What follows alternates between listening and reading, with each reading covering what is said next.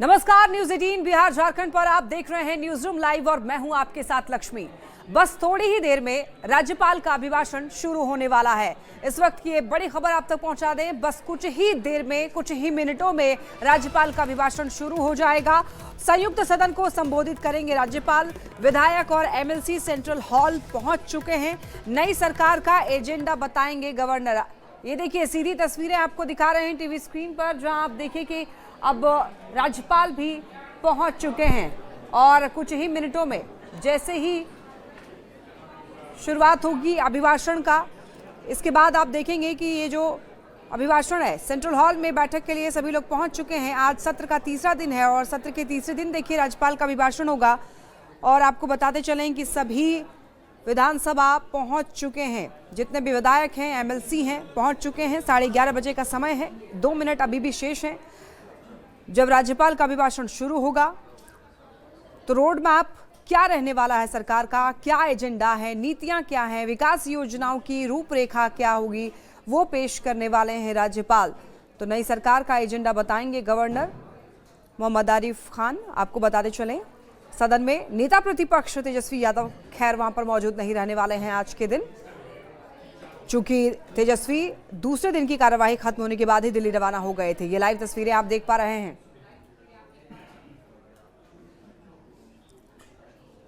तो देखिए, अभिभाषण से पहले आपको बताते चलें, कहा यह भी जा रहा है कि सरकार जो है वित्तीय वर्ष 2025-26 का द्वितीय अनुपूरक बजट भी सदन में प्रस्तुत कर सकती है। हमने आपको बताया था कि सत्र के दूसरे दिन जेडीयू के वरिष्ठ नेता नरेंद्र नारायण यादव ने विधानसभा उपाध्यक्ष पद के लिए नामांकन दाखिल किया है और 4 दिसंबर को उपाध्यक्ष के नाम की घोषणा भी होगी। बता दें कि इसके पहले जब नीतीश सरकार बनी थी 2024 में, तब स्पीकर का पद बीजेपी के पास था, उपाध्यक्ष का पद जेडीयू के पास था। नरेंद्र यादव ही पहले भी उपाध्यक्ष थे, जबकि स्पीकर नंदकिशोर यादव थे। वहीं इस बार बीजेपी के 9 बार के विधायक प्रेम कुमार हैं स्पीकर, तो वहीं उपाध्यक्ष नरेंद्र नारायण यादव का निर्विरोध चुना जाना लगभग तय माना जा रहा है। तो दोनों सदनों को संबोधित करने वाले हैं राज्यपाल। विधानमंडल का शीतकालीन सत्र और आज तीसरा दिन है और अब बस इंतजार है राज्यपाल का अभिभाषण का। तस्वीरें आप ये देख रहे हैं, ये लाइव तस्वीरें न्यूज 18 बिहार झारखंड आप तक पहुंचा रहा है। संयुक्त सदन में अभिभाषण होने वाला है। दोनों सदनों को दरअसल संबोधित करने वाले हैं राज्यपाल आरिफ मोहम्मद खान।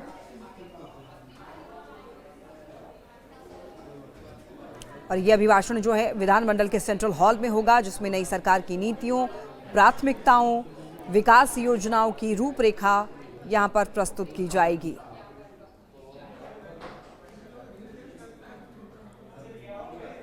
और अब तक की जो उपलब्धियां हैं सरकार की, आगामी कार्यक्रम क्या रहने वाले हैं, उसका ब्यौरा भी देंगे। रोजगार सृजन, बुनियादी ढांचा विकास, कृषि क्षेत्र के सुदृढ़ीकरण और सामाजिक कल्याण योजनाओं पर विशेष जोर रहने की संभावना है। अभिभाषण के बाद राज्य सरकार वित्तीय वर्ष 2025-26 का द्वितीय अनुपूरक बजट सदन में पेश करेगी, जिससे नई योजनाओं को गति देने और लंबित कार्यों को पूरा करने की मंशा भी स्पष्ट होगी। साथ ही मैं विधानसभा के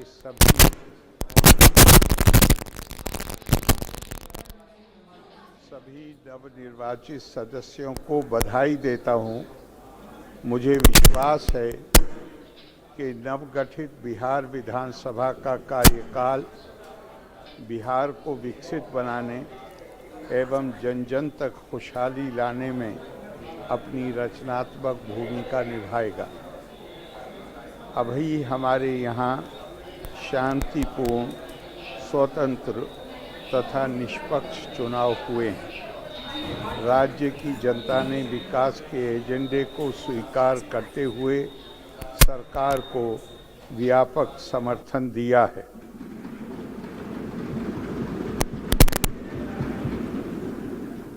इस चुनाव में बिहार के लोगों ने, विशेषकर महिलाओं ने अभूतपूर्व मतदान किया है।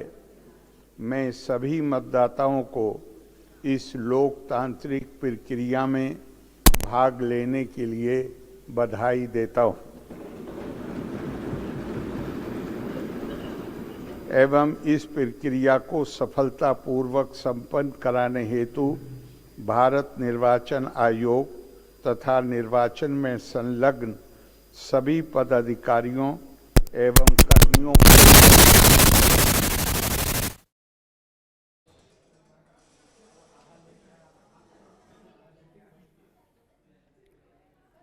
तो देखिए ये लाइव तस्वीरें आप देख रहे हैं, दोनों ही सदनों को संबोधित कर रहे हैं राज्यपाल, लेकिन थोड़ी ऑडियो में दिक्कत आ रही है, आवाज़ थोड़ी ठीक नहीं आ पा रही है। लेकिन यहाँ पर ये लाइव तस्वीरें आप साफ तौर पर देख पा रहे हैं विधानमंडल का शीतकालीन सत्र, और आज तीसरे दिन और तीसरे दिन की कार्यवाही जो है वो देखिए शुरू हो चुकी है। लेकिन अभी बता दें कि थोड़ी आवाज़ साफ नहीं आ पा रही है। अभिभाषण अब आवाज आई, अब आवाज आई।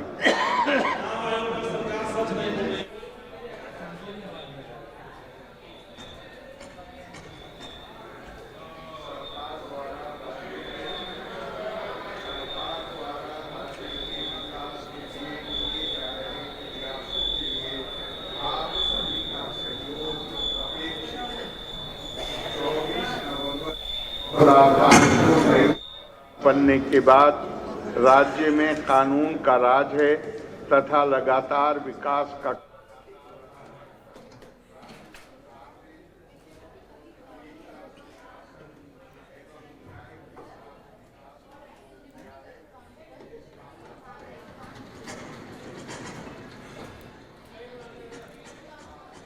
तो देखिए ये तस्वीरें आप देख पा रहे हैं एवं सभी वर्गों का विधानसभा के शीतकालीन सत्र के तीसरे दिन राज्यपाल आरिफ मोहम्मद खान का अभिभाषण हो रहा है।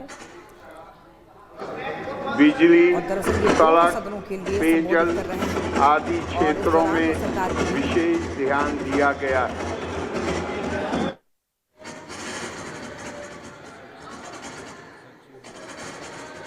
और अब तक की उपलब्धियों और आगामी कार्यक्रमों का ब्यौरा देने वाले हैं राज्यपाल मोहम्मद आरिफ खान। लेकिन यहाँ पर दरअसल आवाज़ थोड़ी क्लियर नहीं आ पा रही है इनकी, इसकी वजह से यहाँ पर ऑडियो जो है वो क्लियर नहीं होने की वजह से यहाँ पर आप देख सकते हैं कि थोड़ी शोर सुनाई दे रही है। लेकिन वहाँ पर कोशिश लगातार जारी है कि आवाज़ ठीक तरीके से सब तक पहुँच पाए। दिया गया अब इसी तरह के डर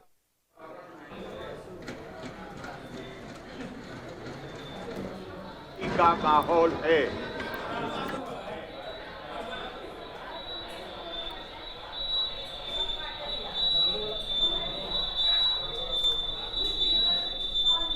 तो देखिए जैसा कि अब तक आप तक पहुंचा रहे थे कि अब तक की जो उपलब्धियां होंगी सरकार की, आगामी क्या कार्यक्रम रहने वाले हैं, क्या नीतियां होंगी, विकास योजनाएं क्या कुछ रहने वाले हैं, ये सब बताने वाले हैं राज्यपाल। और रोजगार सृजन, बुनियादी ढांचा विकास, कृषि क्षेत्र के लिए भी क्या कुछ काम अब तक हुआ है, आगे क्या होना है, किस तरीके से रोड मैप होगा, सामाजिक कल्याण योजनाओं पर विशेष जोर देने की भी संभावना जो है वो बताई जा रही है।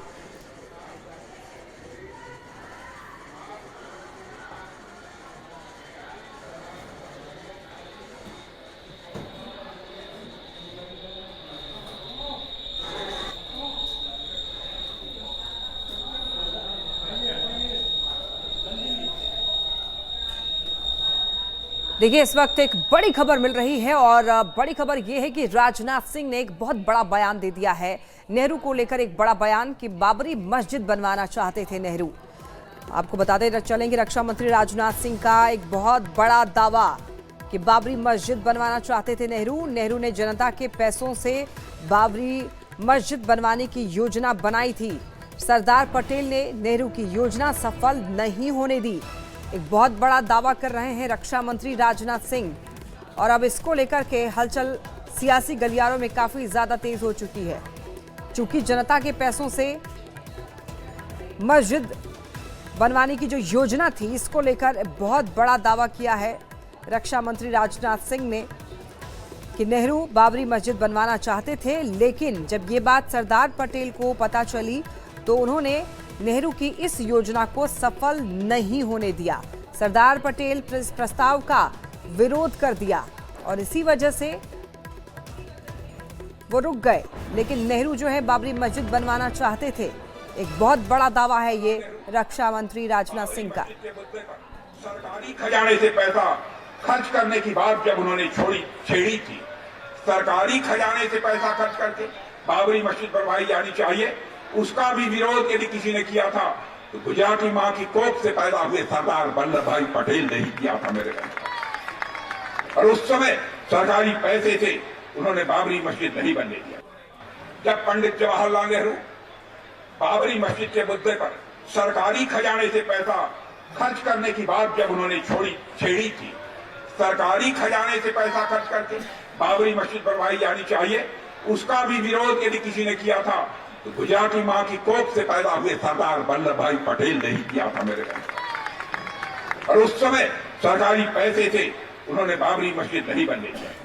जब पंडित जवाहरलाल नेहरू बाबरी मस्जिद के मुद्दे पर सरकारी खजाने से पैसा खर्च करने की बात जब उन्होंने छेड़ी थी, सरकारी खजाने से पैसा खर्च करके बाबरी मस्जिद बनवाई जानी चाहिए, उसका भी विरोध यदि किसी ने किया था तो गुजराती मां की कोख से पैदा हुए सरदार वल्लभ भाई पटेल ने ही किया था मेरे भाई। और उस समय सरकारी पैसे से उन्होंने बाबरी मस्जिद नहीं बनने दिया। एएसआई के पूर्वी रीजनल डायरेक्टर के मोहम्मद ने दरअसल एक बहुत बड़ी अपील जो है वो मुस्लिम समुदाय से कर दी है कि जो ये ज्ञानव्यापी मस्जिद है और मथुरा शाही ईदगाह है, इसको लेकर उन्होंने अपील की है। कहा है कि आज भारत इसीलिए एक सेकुलर मुल्क है क्योंकि यहाँ पर हिंदू आबादी ज़्यादा है। अगर यहाँ पर मुस्लिम आबादी ज़्यादा होती तो भारत सेकुलर नहीं होता। के मोहम्मद ने कहा है कि भारतीय मुस्लिमों को ज्ञानव्यापी और मथुरा में शाही ईदगाह की ज़मीन हिंदुओं को दे देनी चाहिए ताकि वहाँ पर मंदिर बन सके। के मोहम्मद ने कहा है कि जैसे मुसलमानों के लिए मक्का मदीना अहम है, वैसे ही ये जगह हिंदुओं के लिए काफ़ी ज़्यादा खास है। I had said Muslims should give up two more important historical places, and these are the temples also. Number one is Mathura, which is the birthplace of Lord Krishna, and the second is Gyanvapi, which is associated with Lord Shiva. So these are the two important places which Muslims should hand it over to Hindu community for constructing a magnificent Hindu temples. The question is why? Because these two important places are as important for Hindus as Makkah and Medina are for Muslims. If India is a secular country today, it's only because of Hindu majority. Had it been a Muslim majority country, it would never have been a secular country. तो वहीं देखिए archaeological survey of India के पूर्व regional director के मोहम्मद ने जो यहाँ पर अपील मुसलमानों से की है, इसका संत समाज ने स्वागत किया है। क्या कुछ कहा है, सुनिए आप भी। इन्होंने भी एक वक्तव्य दिया था कि यदि तीनों स्थान हिंदुओं को मुसलमानों की ओर से किसी प्रकार का कोई ऑब्जेक्शन नहीं होता है तो हम किसी चौथे मंदिर की मांग नहीं करेंगे। यही बात के मोहम्मदी ने प्रस्तुत किया है, वो उनका वक्तव्य स्वीकार करने योग्य है।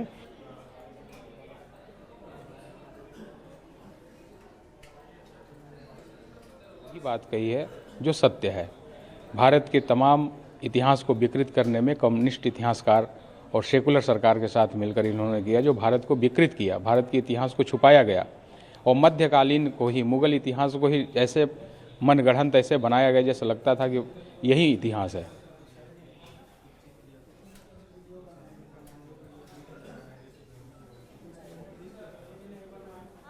उनके विचारों से मैं सहमत और समर्थन करता हूं कि संपूर्ण देश में रहने वाले हिंदू और मुसलमान को जो है एकजुट होकर के काशी में भव्य गौरी श्रृंगार का मंदिर बनना चाहिए और मथुरा में भव्य दिव्य भगवान कृष्ण की जन्मभूमि मंदिर बनना चाहिए। देखिए, तेलंगाना के सीएम रेवंत रेड्डी ने हिंदू देवी देवताओं को लेकर के एक विवादित टिप्पणी कर दी है और इसके बाद पूरे देश भर में खूब सियासत हो रही है। उन्होंने पूछा है कि हिंदू कितने देवी देवताओं को मानते हैं, क्या वो 300 करोड़ हैं, क्या ये शराब पीने वालों के लिए अलग हैं, क्या ये जो शादी करते हैं, जो 2 बार शादी करते हैं उनके लिए और भगवान हैं, कुंवारे लोगों के लिए अलग भगवान है, शराब पीने वालों के लिए एक अलग भगवान है, हर एक समूह का अपना एक भगवान है। इस तरह देवताओं के बारे में भी कोई एक मत नहीं है। तेलंगाना प्रदेश कांग्रेस कमेटी की बैठक के दौरान दरअसल कांग्रेस सीएम रेवंत रेड्डी ने ये कहा है कि हिंदू कितने भगवानों में विश्वास करते हैं।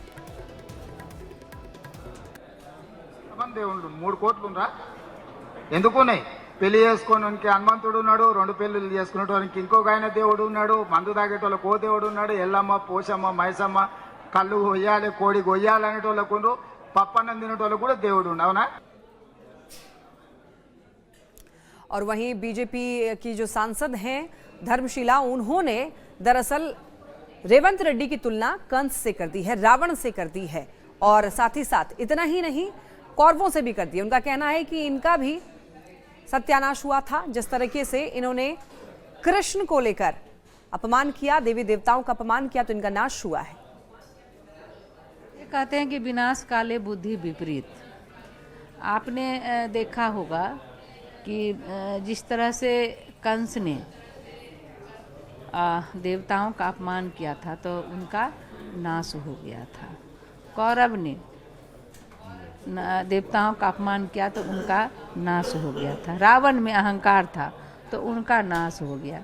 इसीलिए मैं आपके माध्यम से रेवंत रेड्डी को कहना चाहती हूँ, अगर आपको देश की सनातन संस्कृति और धर्म का ज्ञान नहीं है तब क्या राजनीतिक नेता हैं आप देश की संस्कृति और सनातन का अपमान कर रहे हैं, देशवासियों का अपमान कर रहे हैं। हमारे देश में देवता एक हैं, रूप अनेक हैं और ये कांग्रेस के नेता का दिमाग जो है ना कुछ संट हो गया है, इसलिए देश की सनातन पर वो उंगली उठा रहे हैं। खबर देखिए सिवान से मिल रही है। आज देश के पहले राष्ट्रपति का जयंती है, 141वां जयंती, और पूरे देश भर में उनकी जयंती मनाई जा रही है। साथ ही साथ सिवान की अगर बात करें तो यहाँ पर कई अलग अलग कार्यक्रम आयोजित किए जा रहे हैं। 53वां स्थापना दिवस सिवान जिले का बड़े ही धूमधाम से मनाया गया। जीरादेई से शहर तक प्रभात फेरी और सांस्कृतिक कार्यक्रम आयोजित हुआ। डीएम ने राजेंद्र पार्क में प्रतिमा पर माल्यार्पण किया और ये कहा कि जिले के लोग मेहनती हैं, अपनी प्रतिभा से जिले और देश का नाम ऊंचा करें। देश रत्न हमारे प्रथम राष्ट्रपति डॉक्टर राजेंद्र प्रसाद की जयंती है, 141वीं जयंती है और 53वां स्थापना दिवस है सिवान जिले का। और ये हम सभी के लिए बड़ी सौभाग्य की बात है कि इसी भूमि से इस देश के, इस राष्ट्र के प्रथम राष्ट्रपति निकले थे। और यहाँ के लोगों को आज के दिन पे मैं बस एक वही संदेश देना चाहता हूँ। एक तो जो जिला हम लोग का स्थापना, जो हम लोग की अस्तित्व में आया था, आज 53वां स्थापना दिवस है, तब से इसने बहुत सारे मुकाम हासिल किए हैं, लेकिन मंजिल अभी हम लोग की बहुत दूर है। देखिए, हमारे देश के पहले राष्ट्रपति जब छपरा में थे, वहाँ पर जिस स्कूल में उन्होंने पढ़ाई की थी, वहाँ के जो बच्चे हैं, शिक्षक हैं, काफ़ी उत्साहित हैं। वहाँ पर भी उनकी ये जो जयंती है मनाई जा रही है। और ऐसे में न्यूज़ 18 के संवाददाता ने उन लोगों से बातचीत भी की है। संतोष ने बातचीत की है, आइए आपको सुनवाते हैं। प्रथम राष्ट्रपति राजेंद्र बाबू की आज जयंती है और हम पहुंचे हैं उस स्कूल में जहां से राजेंद्र बाबू ने अपनी प्रारंभिक शिक्षा हासिल की थी। छपरा का जिला स्कूल जहां राजेंद्र बाबू ने पढ़ाई की थी, वहां के शिक्षक और छात्र मेरे साथ मौजूद हैं। इनसे हम बात करेंगे कि सर, आज राजेंद्र बाबू की जयंती है, आप तो यहाँ के शिक्षक हैं, कैसा महसूस करते हैं राजेंद्र बाबू के स्कूल में? आज हम लोग बहुत गौरवान्वित खुद को महसूस कर रहे हैं कि इस महान विभूति ने यहाँ से शिक्षा ग्रहण की थी और एक नई इबादत लिखी थी कि examinee is better than examiner. ये लाइन को आज तक कोई पार नहीं कर पाया। किसी ने ऐसी कॉपी आज तक नहीं लिखी पूरे हिंदुस्तान में या विश्व में, जिसमें कॉपी जांचने वाले ने खुद लिखा है कि ये जो विद्यार्थी है ये हम लोग से ज़्यादा जानता है, ये हम लोग से बेटर है। तो हम लोगों के लिए गर्व की बात है ये। क्या नाम है आपका? चंदन कुमार सिंह। तो चंदन जी है जो कि शिक्षक है, उनका कहना है कि examinee is better than examiner. ये गर्व की बात है कि एक ऐसे स्कूल में ये लोग शिक्षक हैं जहाँ के जो छात्र थे वो देश के राष्ट्रपति बने। कुछ छात्रों से भी हम बात करते हैं। क्या नाम है बाबू? भोलू कुमार। बोले बताओ कि उस स्कूल में पढ़ते हो आप लोग जहाँ पर राजेंद्र बाबू पढ़ाई किए थे, कैसा महसूस करते हैं? बहुत अच्छा, इसमें से कुछ बन के निकलेंगे लोग, और यही इसमें से बहुत सारे लोग पढ़े हैं लोग, राजेंद्र प्रसाद और बहुत सारे लोग। अच्छा लगता है पढ़ाई करके। आपका क्या नाम हुआ? मेरा नाम अंशु क्या कुमार प्रेरणा है। मिलती है जिस स्कूल में पढ़े थे जहाँ राजेंद्र बाबू पढ़ाई किए थे? यहाँ पे बहुत गर्व होती है हम लोग की, जहाँ पे राजेंद्र बाबू हम लोग के साथ पढ़े हुए थे, जहाँ के देश के राष्ट्रपति बने थे, हम लोग को बहुत गर्व होता है। उसी स्कूल में पढ़ाई करते हैं। हाँ। अब स्कूल की क्या स्थिति है? स्कूल में कुछ सुधार हुआ है? हाँ, बहुत सुधार हुआ है। स्कूल में सुधार हुआ है। हाँ। क्या नाम है आपका? मेरा अंशु कुमार चौधरी है। तो बिल्कुल जो छात्र हैं उनका साफ तौर पे कहना है कि गर्व होता है कि एक ऐसे स्कूल में ये लोग पढ़ते हैं। शिक्षक का कहना है कि ऐसे स्कूल में पढ़ाते हैं जहां राजेंद्र बाबू ने अपनी प्रारंभिक शिक्षा हासिल की थी। हालांकि जिला स्कूल के तस्वीरें पहले कुछ और थी, लेकिन अब जो है यहाँ की तस्वीर बदली हुई नजर आती है। स्कूल विकास के रास्ते पर काफ़ी आगे बढ़ चुका है। इसकी बिल्डिंग बदल चुकी है, मैदान बदल चुके हैं, जो स्मारक स्थल जो पहले टूटा फूटा था वो भी बदल चुका है। तो कुल मिलाकर कहा जाए तो राजेंद्र बाबू की आज जयंती है और आज उस स्कूल में बच्चे उन्हें याद करेंगे जहाँ पे राजेंद्र बाबू ने अपनी पढ़ाई की थी, जो प्रारंभिक शिक्षा हासिल की थी। संतोष गुप्ता, न्यूज़ 18, छपरा। और यहाँ रुकने एक छोटे से ब्रेक के लिए जल्द लौटेंगे।